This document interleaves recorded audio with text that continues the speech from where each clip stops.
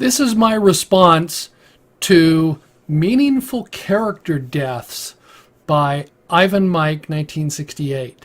Welcome to my channel. I focus on tabletop role-playing games, video games, and science fiction. Perhaps it's my background and how I started playing Dungeons and Dragons. I was in the service in Germany, and Dungeons and Dragons had just come out, and someone brought it over and introduced the game to me and a few other players. And when I got my copy, which was the third printing of the original Dungeons and Dragons rules, we started playing. But we were in, shall we say, a bubble. We had very little interaction with gamers in the United States. So we learned a game by limited input. And I remember the first time I'd ever ran into somebody else who was playing Dungeons and Dragons, when somebody brought in, later on, it was the player's handbook had just come out. And we were trying to figure out how that would fit in with the original D&D rules. But anyway, we were playing, and one of the things that was an unusual concept to us, because we were board gamers. We came from board gaming, and I had a copy of the chainmail rules and wasn't interested in playing chainmail, but why would you have one character? That was the interesting discussion, was why would you have only one player character? You would normally have two or three, or however many you were comfortable playing, not just one. And it's sort of like the analogy was pieces on a pawn board. They were all just pieces. And you were playing the side, and one of them would die off, and you would just re-roll another one. And that was my response to how we normally played. We didn't.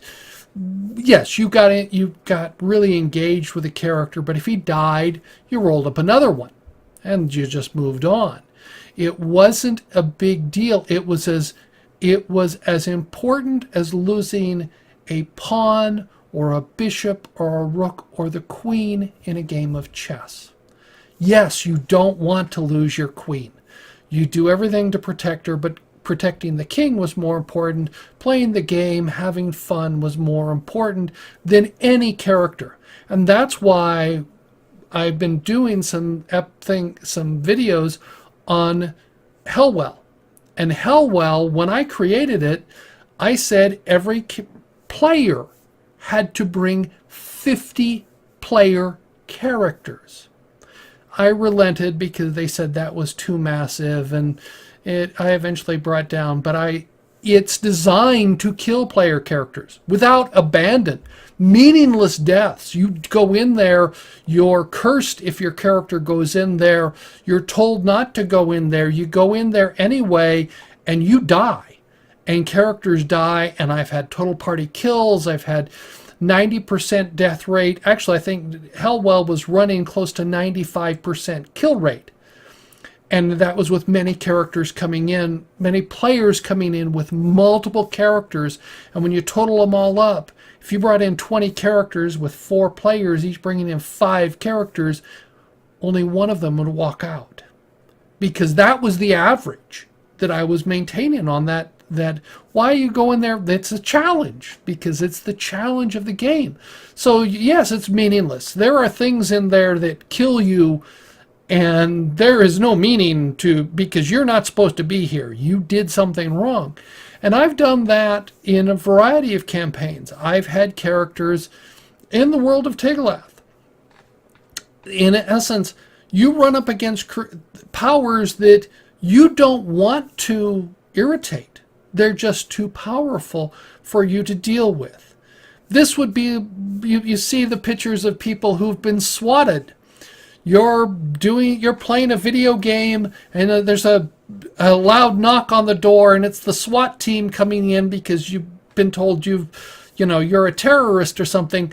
You just put your hands up and do what the SWAT team tells you, because if you think you're going to put them down, you're a fool. You'll die.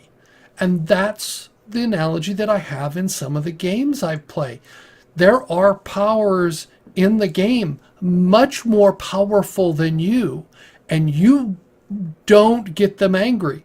I had someone in a game, his character came up and kicked and attacked one of the guards. When the guards in the world of Tiglath, you have a Tronlith, which is a very large, basically it's a tame Triceratops. There's some subtle differences. They're mammals, they're things like that. They're not reptile, they're not dinosaurs, they're mammals, but they look an awful lot like a Triceratops, and they ride them in after a fashion, which is that's a different topic. But the character attacked one of the guards when the guard's buddies, the guys who were on guard duty with him, had the Tronlith. So the Tronlith just slaughtered the character. I mean, one round, dead. Because it does so much damage in the first round that the character couldn't survive. But it was, and I told the character, I told the player, do you really want to do that? And he did, and the character died. It was meaningless. Character did something stupid, and you die. And I have no problem with killing characters. I was running an average of 80% death rate in a lot of my campaigns, and sometimes going to 90 and 95 among player characters. So you have to abide by the rules. And this is where I'm looking at the campaign I'm planning to start. If you initiate combat, you will probably die. I mean, I have played other games that, you don't want to deal, you don't want to cause the town to get upset with you because they outnumber you, and there was a phrase called angry villager rule, where they come after you with pitchforks, and you may be a very powerful wizard or powerful fighter, but there's a lot of them, and they can kill you because there's just so many of them. And they know, they're not dumb. They will figure out a way to get to you. I did another one where I've done the total party kill as a player. That's a whole nother story. But I routinely have meaningless character deaths in many of my campaigns because the characters did something wrong. Or if they're just unlucky. I've had a character die simply because they had bad die rolls that night.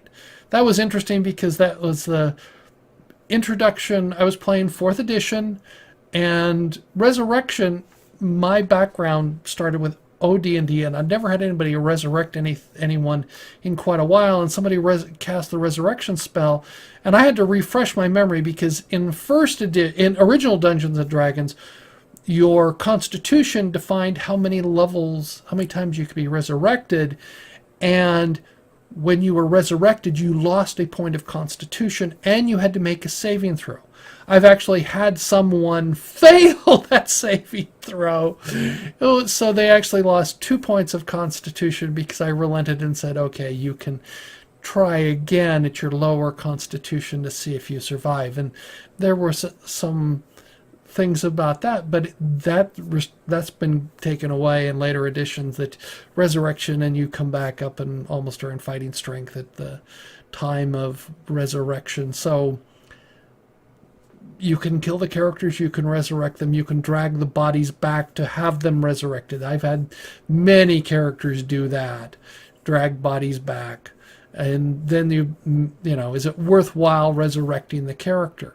But characters die, and so I routinely have meaningless character death. That's sort of a hallmark of most of the games that I run. So thank you. I look forward to learning what you think about this video. Let me know in the comments below. I appreciate all your comments. If you like the video, give it a thumbs up. If you don't, give it a thumbs down. I appreciate both. If you're new here and want to subscribe, you can click on the icon on the left, or there should be some more content on the right. Thank you.